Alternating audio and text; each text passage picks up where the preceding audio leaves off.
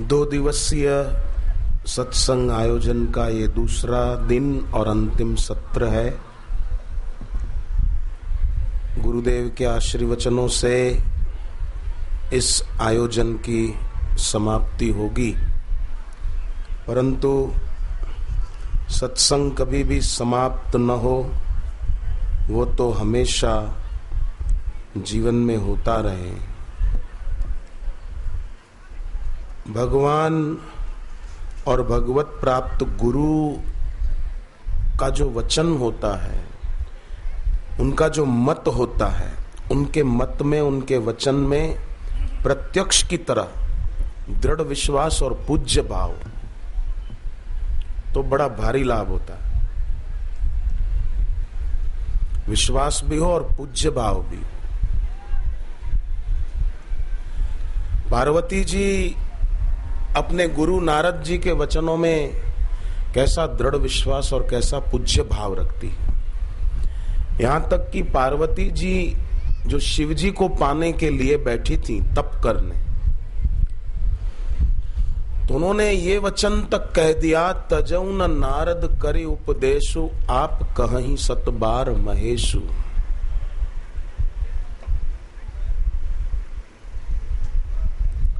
सौ बार मुझे शिव जी आकर के कहें तो भी मेरे गुरु नारद जी ने जो कहा है वो मैं कभी छोड़ नहीं सकती। तो दृढ़ विश्वास भी है कि उनके कहे अनुसार चलने से मेरा भला होगा, और पूज्य भाव भी है। आप कहीं सत बार महेश, शिव जी 100 बार कहे तो भी मैं नहीं छोड़ू।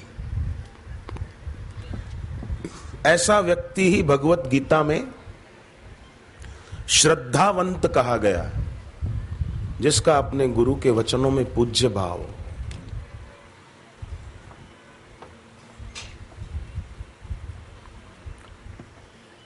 एक बहन के पति की नौकरी चली गई, गुरुदेव से योगानुयोग बात हो गई उसकी, तो गुरुदेव ने इतना ही कहा, चिंता मत कर, ठीक हो जाएगा। तो उस बहन का अपने गुरुदेव के वचनों में पूज्य भाव था और दृढ़ विश्वास था, और कहीं से पूछने नहीं गई वो क्या करूं, मंगल की शांति कराऊं या शनि की शांति कराऊं, ये सब पूछने नहीं गई। लोग तो चले जाते ना, शनि की पनौती चल रही है। एक आदमी ने किसी को पूछा कि मेरे को बहुत कठिनाइयां जीवन में आ रही है, किस लिए आ रही, तो बोले शनि की पनौती है। कितने साल? बोले 2.5 साल की। उसके बाद तो सब ठीक हो जाएगा ना? बोले फिर तो सहने की आदत पड़ जाएगी तुमको, ठीक क्या खाक हो जाएगा। तो उस बहन का पूज्य भाव था और दृढ़ विश्वास, दोनों बातें थी। तो 20,000 की नौकरी छूटी थी और 1.5 लाख की मिल गई। टोरेंट कंपनी है अहमदाबाद में। तो वो व्यक्ति श्रद्धावंत है, और श्रद्धावंत व्यक्ति हो, साथ ही साथ भगवान और गुरु के मत में दोष दर्शन न करता हो। भगवत गीता के 18 अध्यायों में से 2 जगह ऐसी बात आती है कि भगवान ने कहा कि श्रद्धावान तो हो आदमी, पर साथ ही साथ श्रद्धालु दोष दृष्टि से रहित भी हो। तो भगवान ने ये 2 बातें साथ में क्यों कही कि हो सकता है श्रद्धावान कभी कभी अपने श्रद्धेय में दोष भी देख ले कि ऐसा क्यों कहा होगा, ये नहीं कहना चाहिए था, ऐसे नहीं बोलना चाहिए था, हो सकता है। इसलिए भगवान कृष्ण ने बड़ी कृपा करके श्रद्धावान के साथ ये भी जोड़ दिया, श्रद्धावान अनुसूयश्च, श्रद्धावंतो अनुसूयंतो। 3 अध्याय के 31वें श्लोक में, 18वें अध्याय के 71वें श्लोक में 2 जगह ये बात आती है। श्रद्धालु हो और दोष दृष्टि से रहित हो। देखो, श्रद्धालु होगा तभी तो आएगा ना सत्संग में, कि चलो गुरु जी की वाणी सुन के आते हैं। पर आया वाणी सुनने, पर फिर श्रद्धेय में दोष देखे, या तो उनके मत में दोष दृष्टि करे। नहीं, गुरुजी तो ठीक है, पर गुरुजी ने ये बात कही वो ठीक नहीं। तो उनके मत में दोष दृष्टि न करने का आदेश श्री कृष्ण ने दिया है। अब आपको एक बात बताऊं कि जो निंदा करने वाले होते हैं, कई चैनल वाले पिछले दिनों उन्होंने खूब कुप्रचार किया, खूब गंदी बातें बोली, न बोलने जैसी बातें बोली, न बोलने जैसे शब्द बोले। ये क्या है? ये असूया दोष है। ये बिल्कुल गीता के अनुसार मैं बोल रहा हूं, गीता के आधार पे बोल रहा हूं। मैं जरा भी भगवत गीता से इधर उधर नहीं जा रहा हूं। ये असूया दोष है। गुणों में दोष देखना ही असूया दोष है। अब अपने किसी आश्रम में तंत्र विद्या तो होती नहीं, सब जानते हैं। गीता पाठ होता है, विष्णु सहस्त्र नाम का पाठ होता है, हनुमान चालीसा का पाठ होता है, भगवत गीता का पाठ होता है, योग वशिष्ठ महारामायण का पाठ होता है, ये सब होता है। जप होता है, कीर्तन होता है, सत्संग होता है गुरुदेव का। कहीं किसी आश्रम में तंत्र विद्या होती नहीं। अब देखो ये कितनी अच्छी बात है कि दूसरों को सत्संग में लगाना, और सत्संग के द्वारा लोगों के व्यसन छूटे, बुराई छूटे, बच्चों में तेजस्विता आए, लोगों के रोग दूर हो। ये कितनी अच्छी और कल्याणकारी प्रवृत्ति है ना? तो ऐसे गुण में भी दोष दर्शन करना कि तंत्र विद्या होती है आश्रम में, ये होता है, वो होता है, ये हो गया, वो हो गया, तो ये है असूया दोष। तो भगवान कृष्ण को पता था कि भविष्य में ऐसे मूढ़ लोग होंगे, इसलिए पहले से कह के गए श्रद्धावंतो अनुसूयंतो, ये पहले कह दिया। और फिर एक बार बोलने से भगवान कृष्ण को संतोष नहीं हुआ, तो भगवान ने दोबारा कृपा करके दोबारा 18वें अध्याय में भगवत गीता की पूर्णाहुति करते करते फिर से कह दिया श्रद्धावान अनुसूयश्च शृणुयादपि यो नरः सोऽपि मुक्तः शुभान् लोकान् प्राप्नुयात् पुण्यकर्मणाम्। तो गुण में दोष देखना ये मूढ़ता है। ऐसे आदमी का क्या हाल होता है? भगवान कृष्ण ने कहा विद्धि नष्टान अचेतस, उसको नष्ट हुआ ही जानो। तो बोले अरे नहीं, कैसे जाने नष्ट हुआ? कई लोगों को हमने देखा है, उनकी श्रद्धा नहीं, भक्ति नहीं, सत्संग में नहीं आते, माला लेकर जप नहीं करते, तब भी बड़े साहब बन के घूमते हैं, गाड़ियां बढ़िया है उनके पास, बैंक बैलेंस बढ़िया है, मकान बढ़िया है, ऑफिस बढ़िया है। अरे भाई साहब, कृष्ण पक्ष की प्रतिपदा को आकाश में चांद देखोगे तो पूनम का चांद ही लगेगा, नहीं लगेगा? पूर्णिमा के दूसरे दिन तो कृष्ण पक्ष हो गया ना। कृष्ण पक्ष की प्रतिपदा को आसमान में रात को चांद देखो, आपको लगेगा जैसे पूनम का ही चांद है, पर वो पूनम का चंद्र नहीं है, वो तो प्रतिपदा का चंद्रमा है। पूनम का चांद लगता है पर है नहीं। अब उसकी कला घटती जाएगी, घटती जाएगी। तो सत्संग भक्ति नहीं, उल्टा दोष दर्शन है, असूया दोष है जीवन में और अश्रद्धा है। तो ऐसा व्यक्ति भले बड़ा दिखे, बड़े पद पर दिखे, पर वो कृष्ण पक्ष की प्रतिपदा के चांद की तरह है। और साधक भक्त भक्ति करता हो, सेवा करता हो, साधना करता हो, व्रत उपवास करता हो, कठिन तपस्या में जीवन जीता हो, फिर भी उसके जीवन में संपत्ति सुविधा ज्यादा न भी दिखे, तो भी वो शुक्ल पक्ष के प्रतिपदा के चांद की तरह है। शुक्ल पक्ष की प्रतिपदा अमावस्या के दूसरे दिन आप आकाश में देखो, चंद्रमा दिखेगा नहीं, पर उसकी एक कला विकसित हो गई, दूज को दिखेगा चंद्रमा, तीज को और, चौथ को और, पंचमी को और, वो अब पूर्णिमा की ओर गति करेगा। तो साधक भक्त ऐसे हैं, वो पूर्णता की ओर जा रहे हैं। भले बाहर से संपत्ति सुविधा न भी दिखे, तो शबरी के पास कौन सी सुविधा थी? झोपड़ी में रहती थी। केवट के पास कौन सी सुविधा थी?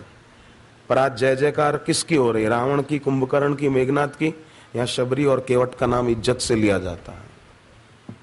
केवट मीत कहे सुख मानत। भगवान राम अयोध्या में राम राज्य होने के बाद केवट को ढूंढ रहे हैं कि मेरा मित्र केवट कहाँ है, अभी तक क्यों नहीं आया।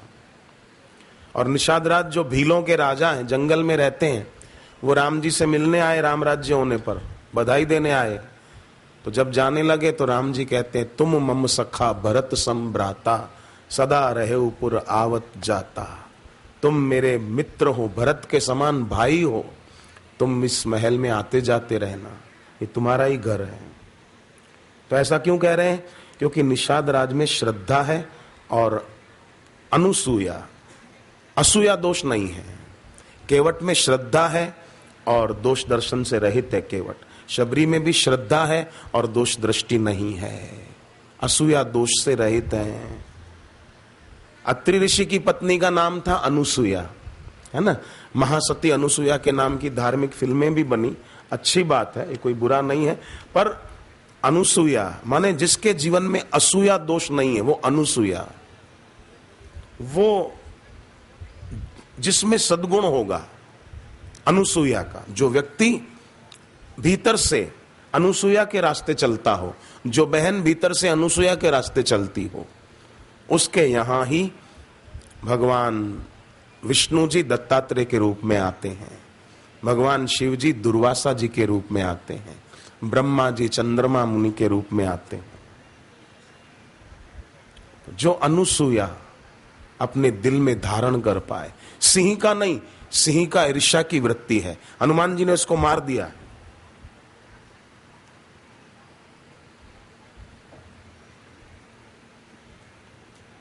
रजोगुण और तमोगुण को जीतो, ऐसा हनुमान जी का आदेश है। तो जहां श्रद्धा होती है वहां दोष दृष्टि भी आंशिक हो सकती है। इसलिए भगवान को दो जगह गीता में बोलना पड़ा, श्रद्धावंतो अनुसूयंतो श्रद्धावान अनुसूयश्च। एक पति पत्नी आए गुरुदेव के पास संतान प्राप्ति का आशीर्वाद लेने के लिए। कई लोग आते हैं, निसंतान होते हैं तो शिविर में आते हैं, 3-4 शिविर अटेंड करते हैं, गुरुदेव उनको संतान प्राप्ति का मंत्र देते हैं। तो एक पति पत्नी आए, गुरुदेव ने शिविर भरी, उन्होंने 3-4, गुरुदेव ने उनको मंत्र और प्रसाद दिया। 2-4 साल बीते, उनको संतान नहीं हुई। तो उस बहन के मन में शंका हुई। पंजाबी वो लोग, शंका मतलब ऐसे ही कि 3-4 साल हो गए, गुरुदेव ने मंत्र भी दिया, प्रसाद भी दिया था, अभी तक कुछ ऐसा क्या होगा कि नहीं होगा। तो गुरुदेव ने स्वप्न में दर्शन दिए और कहा कि तू मेरे वचन में शंका करती है, देखना तूने शंका की, तुझे प्रत्यक्ष अनुभव होगा ग्रस्त जीवन में कि संतान तुझे होती है कि नहीं होती। देख, आप विश्वास करना, उस महिला ने, पंजाबी पति पत्नी रहते हैं नासिक के पास महाराष्ट्र में, 3 जुड़वा लड़कों को जन्म दिया। मैंने 3 बच्चे देखे अपनी इन्हीं आंखों से। अब तो वो 12-13 साल के हो गए होंगे, थोड़ी पहले की बात है। 3 बच्चे मैंने देखे जब छोटे छोटे थे। उस महिला ने बताया 3 जुड़वा बच्चे हुए। पहले उसको शंका हो रही कि 3 साल हो गए, गुरुदेव से मंत्र लिया, पर फिर उसको मन में हुआ कि नहीं, श्रद्धा थी पर आंशिक थोड़ा आ जाता है ना, इसलिए भगवान ने आदेश दिया कि श्रद्धा तो हो पर दोष दृष्टि का सर्वथा अभाव हो। स्वाध्याय जरूर करना चाहिए। भगवत गीता मेरी तो प्रार्थना है, जो पढ़ते हैं उनको मेरा नमस्कार है, पर जो नहीं पढ़ते हैं वो पढ़ो भगवत गीता। रोज ज्यादा नहीं तो 2 श्लोक तो पढ़ ही सकते हैं। कि हम ज्यादा नहीं पढ़ सकते, 2 श्लोक पढ़ेंगे। स्वाध्याय तो दैवी संपदा है। भगवत गीता में भगवान ने स्वाध्याय को दैवी संपदा बताया है। टाइम नहीं मिलता तो भी रोटी तो खा लेते हैं ना, टाइम नहीं मिलता फिर भी नींद तो कर लेते हैं ना, टाइम नहीं मिलता फिर भी रिश्तेदारों के यहाँ कभी मिलने जाते हैं, कहीं शादी में जाते हैं, कहीं इधर उधर चले जाते हैं ना। ऐसे ही टाइम न मिले तो भी टाइम निकाल लो और भगवत गीता के 2 श्लोक 5 श्लोक पढ़ो। कंठस्थ मत करो, हृदयस्थ करो। याद करने के चक्कर में न पड़ो। याद हो जाए तो कोई बुरा नहीं है, पर याद होना ही बड़ी बात नहीं है। देखो, याद शक्ति अच्छी होना बड़ी बात नहीं है, बुद्धि अच्छी होना बड़ी बात है। याद शक्ति अच्छी तो कई गायकों की भी होती है, पूरे गीत उनको याद होते हैं, पूरे भजन याद होते हैं। याद शक्ति अच्छी होना बहादुरी नहीं है, बुद्धि अच्छी होना बड़ी बहादुरी की बात है। और बुद्धि अच्छी कौन सी? एकनिष्ठ, कि मेरा जीवन अब भगवत प्राप्ति के लिए ही मुझे बिताना है, मुझे अब साधना ही करनी है, मुझे भक्ति में जीवन बनाना है, मुझे न खुद किसी से प्रभावित होना है, न किसी को अपने तरफ आकर्षित करना है, प्रभावित करना है। क्या क्या मिल जाएगा? देखो, हमने अगर केवल शरीर को ही सजाया तो उस दुनिया में जितने विकारी और वासना के पुतले लोग हैं ना, वो हमको देखकर आकर्षित हो जाएंगे, और क्या होगा। पर अगर हमने अपना हृदय भक्ति से सजाया तो भगवान खुद आकर्षित हो जाएंगे। बोलो, शबरी ने अपना हृदय भक्ति से सजाया तो भगवान आकर्षित हुए कि नहीं हुए? ईश्वर आए ना। शबरी देखी राम गृह आए, शूरपंखा सुंदरी बनकर आई, राम जी को कहती है तुम सम पुरुष नमो सम नारी, यह संजोग विधि रचा विचारी। तुम्हारे जैसा कोई पुरुष नहीं है, मेरे जैसी कोई सुंदर नारी नहीं है, हम दोनों शादी कर लें। तो राम जी ने क्या किया? उसके सामने देखा भी नहीं। जो सुंदरी बनकर आई थी उसके सामने भी नहीं देखा, और जो बाहर से सुंदरी नहीं थी, शबरी वृद्ध हो गई थी, हृदय से सुंदर थी, सद्गुणों के कारण, सेवा और भक्ति के कारण, राम जी खुद उसके पास गए और कहते हैं तुम्हारे हाथ के फल खाकर मां मेरी तो थकान मिट गई, यात्रा की थकान मिट गई मेरी सारी। ये है शबरी की श्रद्धा और अनुसूया, श्रद्धावंतो अनुसूयंतो। तो मानव तन पाकर जो भी भगवान के मत के अनुसार नहीं चलते, भगवान कहते हैं उनको नष्ट हुआ जानो। शंकराचार्य जी ने भी कहा ऐसे लोगों के लिए, यद्यपि लोके मरणम शरणम, यद्यपि लोके मरणम शरणम। शंकराचार्य कहते सबको पता है कि एक दिन मरना है। यद्यपि लोके मरणम शरणम, यद्यपि लोके मरणम शरणम, तदपि न मुञ्चति पापाचरणम, तदपि न मुञ्चति पापाचरणम।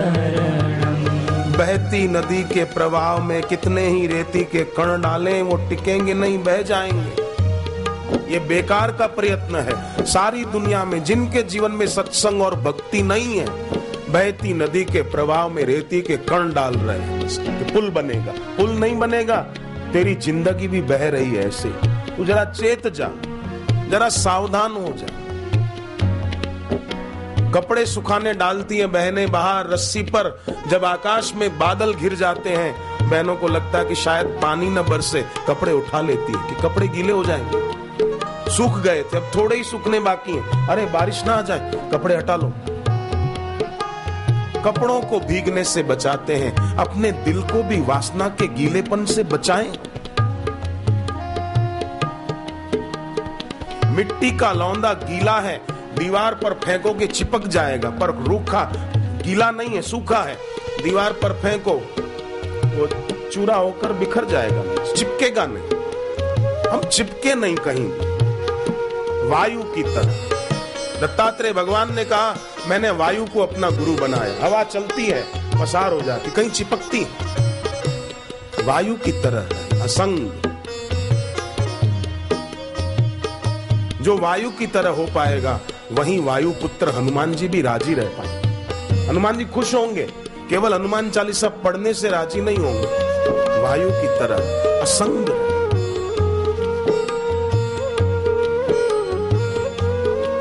यद्यपि लोके मरणं शरणं यद्यपि लोके मरणं शरणं तदपि न मुञ्चति पापाचरणं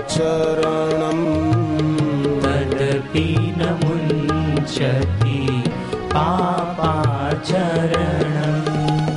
भज गोविन्दं भज गोविन्दं भज गोविन्दं भज गोविन्दं भज गोविन्दं भज गोविन्दं भज गोविन्दं भज गोविन्दं।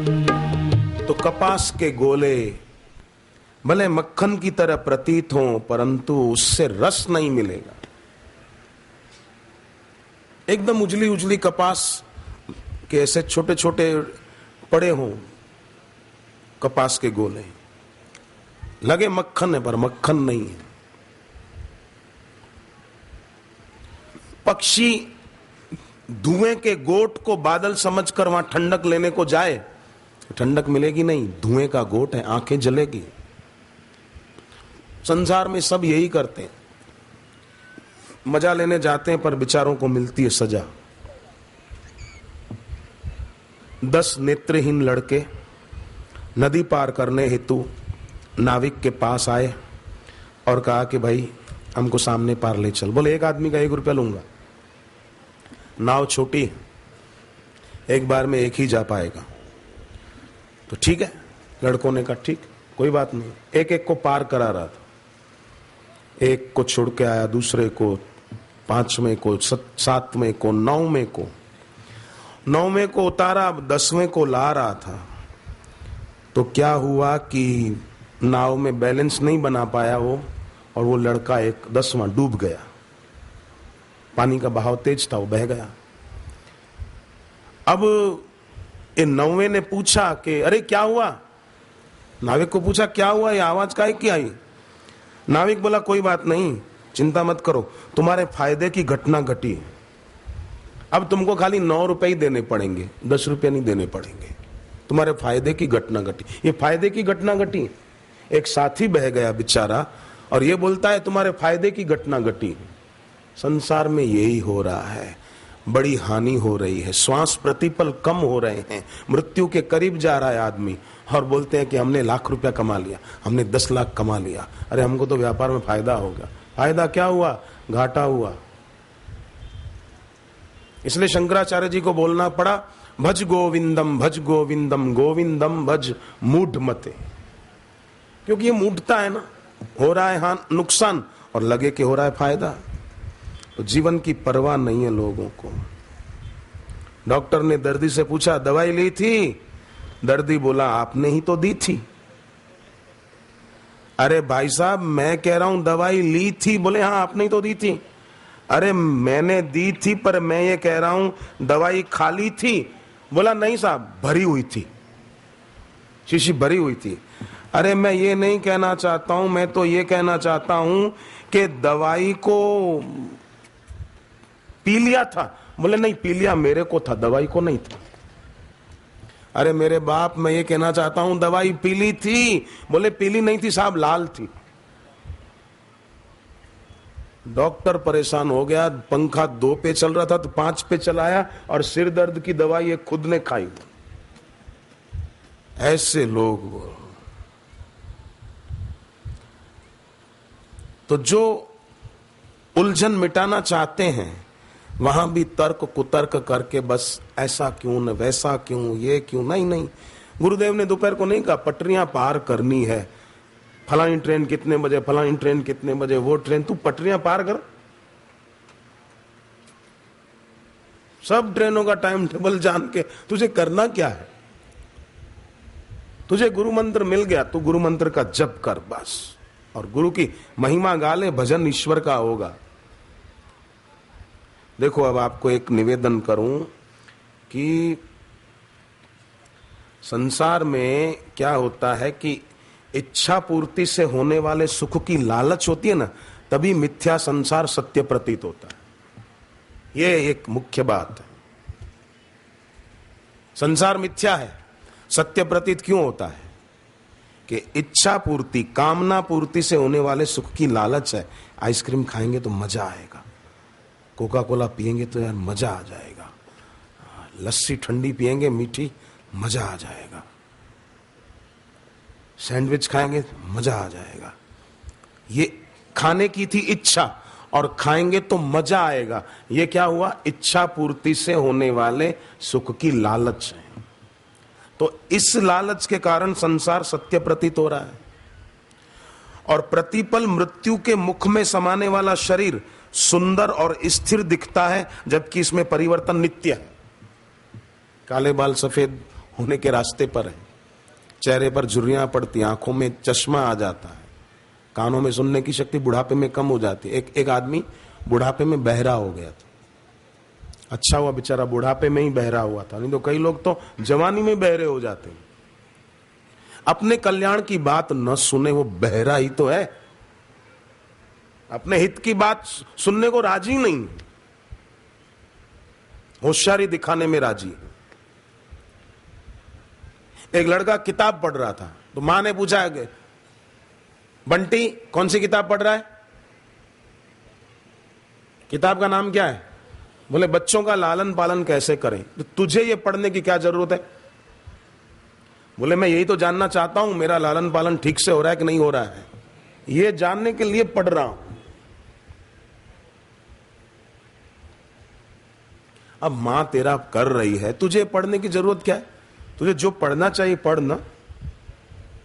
विद्या की देवी मां सरस्वती का ध्यान कर, गुरु का ध्यान कर, जप कर, प्राणायाम कर। तो वो आदमी बुढ़ापे में बहरा हो गया। पड़ोस में एक जवान लड़का, ऐसी हालत हो गई थी उसकी कि आज मरे कि कल मरे, ऐसी हालत खराब थी। तो बूढ़े ने सोचा मेरा एकदम पड़ोस के घर का लड़का है, मरने वाला है, चलो जरा मिलके आऊं, पड़ोसी के नाते जरा व्यवहार निभाऊं। फिर बूढ़े को विचार आया कि मुझे तो सुनाई नहीं देता, वो कुछ बोलेगा तो फिर बोले, वो बूढ़े ने फिर हल निकाला कि वो बोले उसके पहले मैं ही पूछ लूंगा तबीयत कैसी है। तो वो बोलेगा ठीक है, तो मैं कहूंगा बहुत अच्छा। फिर मैं नाम पूछूंगा, किस डॉक्टर का इलाज करा रहे हो? तो डॉक्टर का नाम बताएगा तो मैं बोल दूंगा बहुत अच्छा डॉक्टर है वो, उसका इलाज चालू रखना। बस बूढ़ा आया, जवान बेचारा करहा रहा था, पीड़ा से बड़ी भयंकर हालत थी। पूछा क्यों बेटे, कैसी है तबीयत? वो बोला मर रहा हूं। बूढ़ा बोला बहुत अच्छा, बहुत अच्छा, बहुत अच्छी बात है। वो जवान जो बेचारा बीमार था वो तो और गुस्से में आया कि मैं बोला मर रहा हूं, ये बोलता बहुत अच्छा। कौन से जन्म का बदला लेने आया ये? वृद्ध ने फिर दूसरा सवाल किया, दवाई कौन सी ले रहे हो?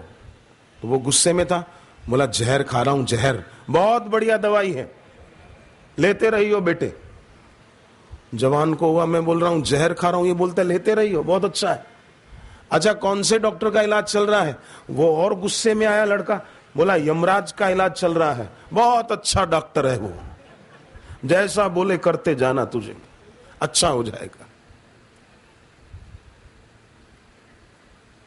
तो शरीर की शक्ति, इंद्रियों की शक्ति क्षीण हो रही है, पर फिर भी सांसारिक पदार्थों में प्रिय बुद्धि होने के कारण उनकी क्षण भंगुरता की तरफ नजर नहीं जाती, और ईश्वर और गुरु में प्रिय बुद्धि न होने के कारण मिथ्या संसार सत्य प्रतीत होता है। यह मुख्य बात है साहब, प्रिय बुद्धि इनमें हो। इसीलिए आप भगवत गीता पढ़ो। भगवत गीता में बार बार भगवान ने कहा मन मना भव मद भक्तो मद्या जीमाम नमस्कुरु। क्यों बोला? तस्मात् सर्वेषु कालेषु माम अनुस्मर युध्य च। क्यों बोला ये भगवान ने? और माम अनुस्मर क्यों बोला?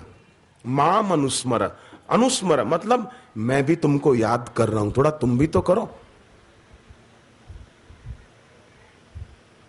हम रोटी खा लेते हैं, कौन पचाता है? हम पचाते। अहम वैश्वानरो भूत्वा, 15वां अध्याय भगवत गीता 14वां श्लोक। अहम वैश्वानरो भूत्वा प्राणिनाम देहमार्शित प्राणपान समायुक्त पचाम्य अन्नम चतुर्विधम।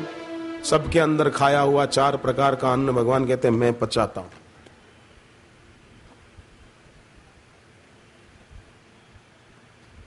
सो जाते हैं, सुबह कौन उठाता है?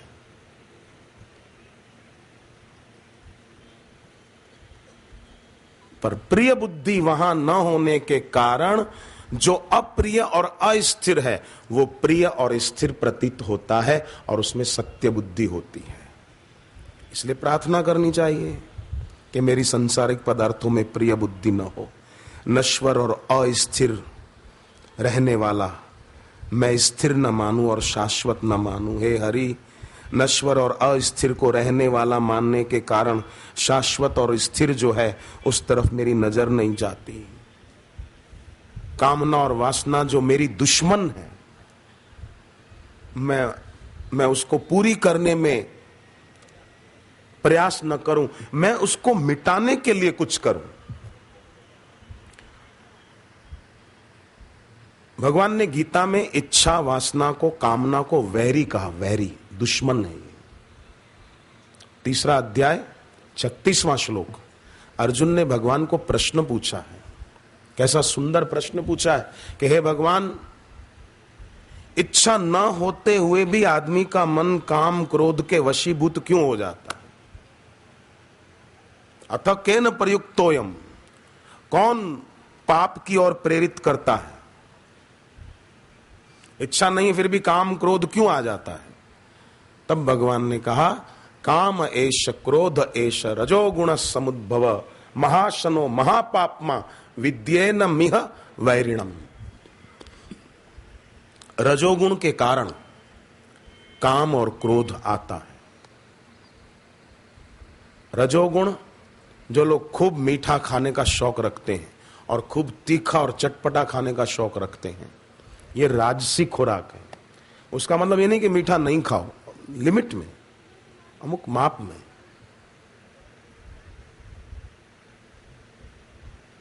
अति राजसी आहार करने से रजोगुण बढ़ता है और रजोगुण बढ़ता है तो इसके बेटे हैं काम और क्रोध।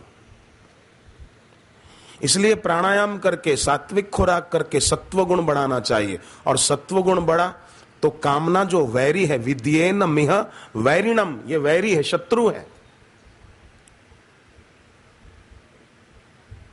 कितनी बढ़िया बात कही, देखो, रजोगुण के कारण ये जन्म लेती। कई लोग बोलते हैं मेरे मन में कामना बहुत है, वासना बहुत है, तो वो मन में नहीं है, रजोगुण के कारण और गलत संग के कारण आ गई। सत्वगुण बढ़ा के देखो, फिर देखो कहां है ये। आपके पास, कईयों के पास पेन है अभी, तो आप बताओ आपकी पेन में लिखने की इच्छा है क्या? नाच रही है पेन कि कॉपी पर चलाओ। मोटरसाइकिल लेकर आए, कई लोगों की गाड़ियां पार्किंग में खड़ी है, मोटरसाइकिलें, स्कूटर, कार, जीप, तो पार्किंग में खड़ी है, क्या उनमें भी चलने की इच्छा है क्या? वो कारें और मोटरसाइकिल आपको बुला रही है कि आ जाओ जरा जल्दी आके मेरे को चलाओ, उनमें चलने की इच्छा थोड़ी है। आप सत्संग पूरा होने के बाद बापूजी के दर्शन करके जाओगे गाड़ी लेके घर, उनमें चलने की इच्छा नहीं है, आप चलाओगे। ऐसे ही मन में भी कोई इच्छा होती नहीं है, गलत संग से आ जाती है। सत्संग इसलिए जरूरी है कि कमबख्त इच्छाएं ना आए। ऐसा एक बात बताओ, दिया जलाते हैं, रात को अंधेरा हो, दिया जलाते हैं तो क्या होता है? हाँ, दिया जलाते तो क्या होता है? उजाला होता है, अंधेरा मिट जाता है। हकीकत में अंधेरा मिटता नहीं है। अंधेरा अगर मिट जाता है तो दिया बुझने दो, फिर देखो कहां से आ जाता है वो। दिए के कारण अंधेरा दिखता नहीं है। दिया जलता रहे तो अंधेरे का दम नहीं चलेगा कि वहां आ सके। उसी प्रकार सत्संग का दिया जलता रहे, साधना का दिया जलता रहे, जब तप का दिया जलता रहे, कामना का अंधेरा आएगा नहीं, उसकी ताकत नहीं आती। ये ज्योत जलती रहनी चाहिए, ये महत्व की। और ये ज्योत क्या? भक्ति सदा सत्संग। शिव जी ने इसीलिए कहा है बार बार वर मांगहूं हर्षि देहु श्री रंग, पद सरोज अनुपाइनी भक्ति सदा सत्संग।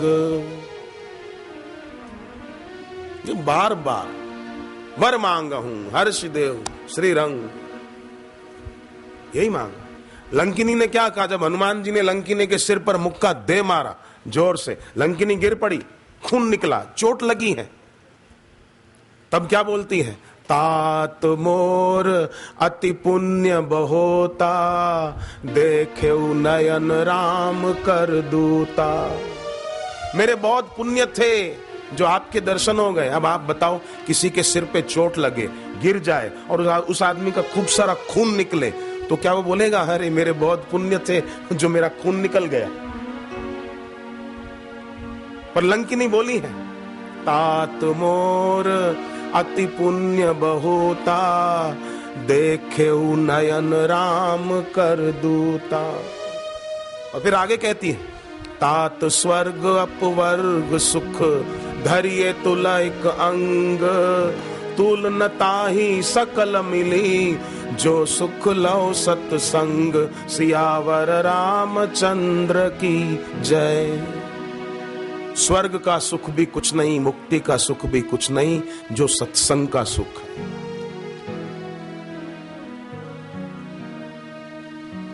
सत्संग इसीलिए जरूरी है, और सत्संग घर बैठे आप सब कर सकते हैं। मिले हुए का दुरुपयोग न करना सत्संग है, अपने अधिकार का दुरुपयोग न करना सत्संग है। सास है, ससुर है तो उनका अधिकार है, और अधिकार का दुरुपयोग न करना। बहू से, बेटे से सेवा लेना अधिकार है, पर अधिकार का दुरुपयोग न हो। अधिकार है तो ये मतलब नहीं कि बहू को और बेटे को धमकाते हैं, बहू को डांटते रहते हैं, नहीं, प्यार भी दो। अनुशासन प्यार भरा होना चाहिए, दोहरा व्यवहार नहीं होना चाहिए। बाप और बेटा चाय पी रहे थे, सर्दी के दिन थे तो धूप में बैठ के चाय पी रहे थे सुबह। अचानक रसोई घर में कोई कांच का बर्तन गिरा और टूटा, आवाज आई ऐसी, तो बाप ने कहा बेटे जा तो देख तो किसके हाथ से गिरा और टूटा। बेटे ने कहा कि मां के हाथ से गिरा है। क्यों? तेरी पत्नी के हाथ से भी तो टूट सकता है, सीधा मां का नाम लेता है तू। बेटे ने कहा पिताजी आपको विश्वास नहीं, जाके देखो जाओ, मैं यहीं बैठा हूं। बाप गया देखने, तो बाप भी चेहरा लटकाए हुए आ गया फिर से बाहर। क्यों पिताजी, क्या हुआ? बोले बेटा तुझे कैसे पता चला कि मां के हाथ से ही टूटा है? बेटा बोला पिताजी सीधा गणित है। बर्तन टूटने की आवाज आई थी? बोले हाँ आई थी। उसके बाद मां की आवाज आई? बोले नहीं आई। उसी से मैंने अंदाज लगाया कि मां के हाथ से ही टूटा है। अगर बहू के हाथ से टूटा होता तो बर्तन टूटने की आवाज के बाद मां की आवाज भी आई होती जरूर से। नहीं आई, इसका मतलब मां के हाथ से टूटा है। तो ये भी ना हो, औरों के हाथ से नुकसान हो तो उस पर हावी हो जाए, और खुद के हाथ से हो तो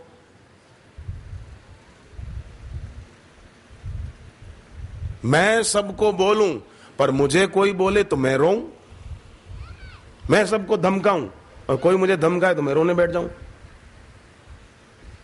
ये ना हो। सौमनस्यता हो परिवार में। मधुर व्यवहार पुस्तक है, आश्रम की घर में रखनी चाहिए, पढ़नी पढ़ानी चाहिए। तो भगवान ने गीता में कामना को वैरी बताया। क्यों वैरी बताया? क्योंकि कामनाएं, वासनाएं, इच्छाएं विवेक पर पर्दा डाल देती और पाप में प्रवृत्त करती है। इसलिए प्राणायाम और सात्विक आहार जरूरी है। रोज लहसुन की चटनी खाए रोटी के साथ वो आदमी भक्ति नहीं कर सकता, भूल जाना। एक आदमी होटल में खाना खूब खाता था तो बीमार भी खूब रहता था, तो डॉक्टर ने कहा खबरदार होटल में खाना मत खाया करो। डॉक्टर लोग होते हैं ना, रुबाब से बोलते हैं थोड़ा, ताकि मरीज के लिए ही बोलते हैं भाई इसकी तबीयत अच्छी हो जाए। आपका अनुभव होगा, कई बार डॉक्टर थोड़े रुबाब से बोलते हैं, ये मत खाना, खबरदार खाया तो। डॉक्टर ने कहा होटल में मत खाना, होटल में खाने से ही तुम्हारी तबीयत खराब हुई है। तो उसने कहा साहब पक्का वादा करता हूं होटल में नहीं खाऊंगा, होटल से खाना पैक करा के घर पे लाके खाऊंगा। अब इसकी तबीयत अच्छी होगी। फिर बोले डॉक्टर ने दवाई दी, मेरी तबीयत अच्छी नहीं हुई। एक आदमी मीठा बहुत खाता था और मीठा बहुत खाने के कारण उसकी तबीयत खराब रहती थी। उसकी लिमिट होनी चाहिए ना मीठे की भी। डॉक्टर ने कहा कि मीठा मत खाना। बोले साहब उसके बिना मैं नहीं चल सकता। बोले ठीक है, एक दिन में खाली 1 लड्डू खाना, ठीक है, लिमिट। हाँ बोले साहब 1 लड्डू 1 दिन में। घर वाले भी खुश हो गए कि अब इसकी तबीयत अच्छी हो जाएगी। डॉक्टर को वचन दिया 1 दिन में 1 लड्डू ही खाएगा। अगले दिन गया हलवाई के पास, बोले साहब 1 लड्डू। हलवाई को भी लगा कि सुधर गया ये, 1 लड्डू। बोले हाँ, पर 1 किलो का 1 लड्डू। इतना बड़ा किलो का 1 हो। एक आदमी बीमार हुआ, डॉक्टर के पास गया। साहब पेट में दर्द है, सिर में भी दर्द बहुत रहता है, जोड़ों में भी दर्द बहुत रहता है साहब, बहुत हालत खराब है। तो डॉक्टर ने पूछा शराब पीते हो? बोले हाँ साहब पीता तो हूं, पर आज तबीयत थोड़ी खराब है ना, आधा पैक ही बनाना। और डॉक्टर तुझे पिलाने को थोड़ी कह रहा है। डॉक्टर पूछ रहा है क्या तुम शराब पीते हो? उसके कारण तो तबीयत नहीं बिगड़ी। इलाज कराने आया है पर अपनी आदत छोड़ने को राजी नहीं। आधा पैक बनाना बस। अब डॉक्टर तुझे पैक बना के देगा? लोग उलझे हुए हैं, मूर्छित जीवन जी रहे हैं।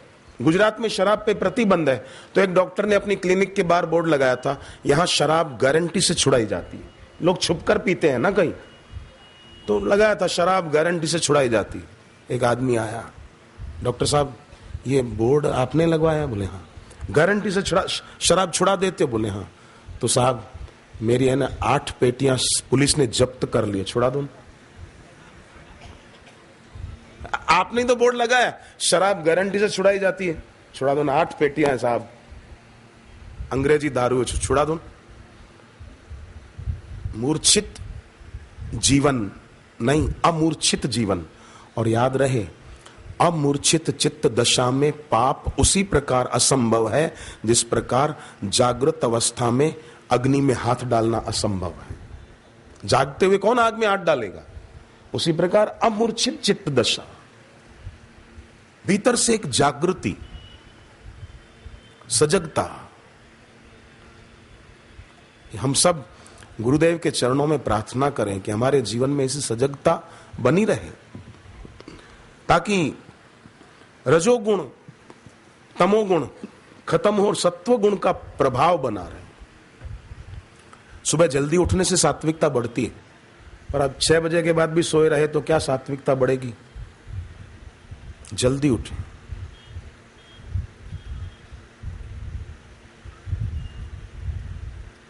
रात को जल्दी सोएं।